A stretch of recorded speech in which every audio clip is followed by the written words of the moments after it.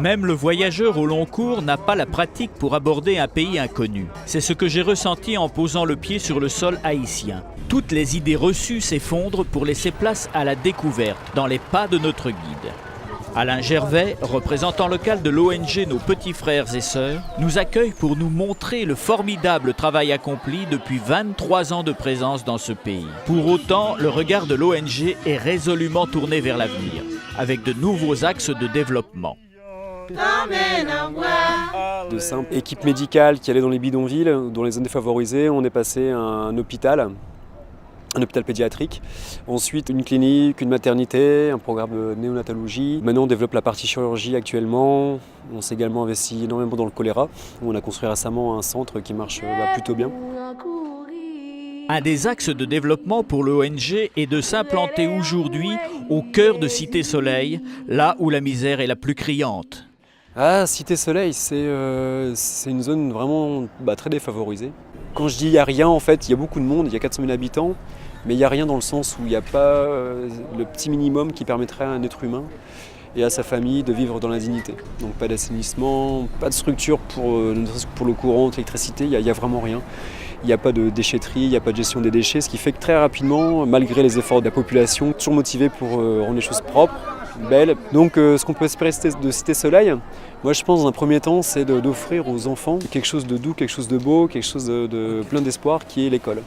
L'école, non seulement les enfants vont apprendre à lire, à écrire, à structurer un peu leur pensée, leur esprit, puis en plus ils vont chaque jour manger un grand plat chaud, ce qui est un luxe. L'ONG soutient aussi un projet de reconquête de la province pour endiguer l'exode rural. Il y a une famille qui gagne n'importe 9 et 10 timoun. Il y a des familles qui comptent 9 ou 10 enfants. Nous avons développé l'agriculture en proposant des microcrédits aux femmes pour qu'elles puissent prendre la responsabilité de leur famille.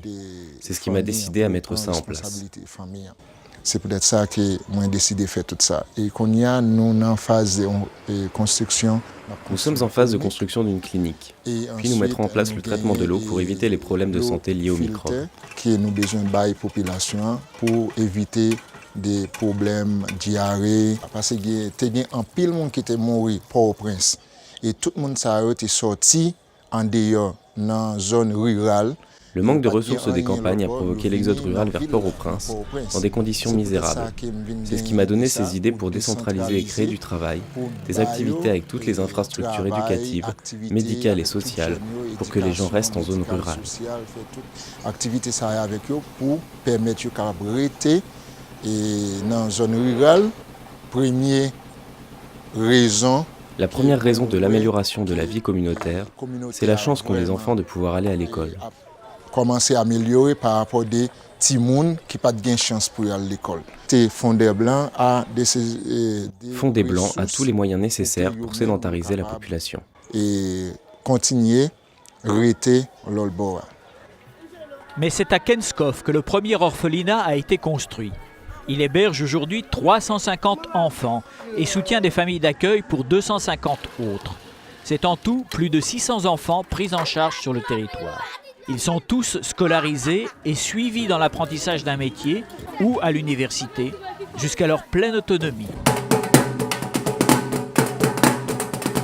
Certains d'entre eux occupent désormais des postes à responsabilité au sein de l'ONG. Quand je suis devenu médecin et pour ma désir que le leadership de l'organisation soit haïtien, et je peux dire que de tous nos programmes, sauf pour une seule personne, le leadership est complètement haïtien.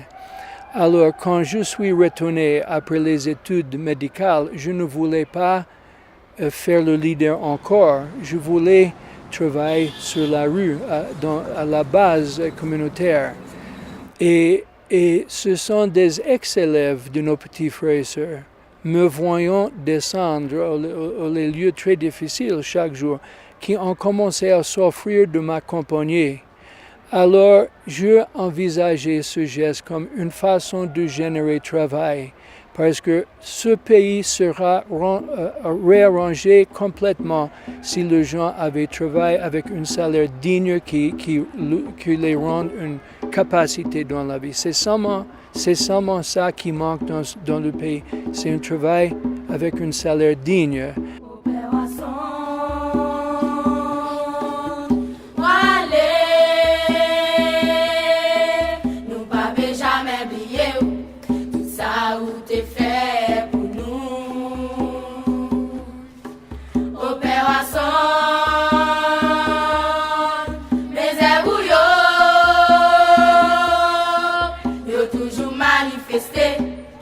Dans nos petits frères et sœurs, au Père Wasson, mes ébouillons, yo toujours manifesté dans nos petits frères et sœurs.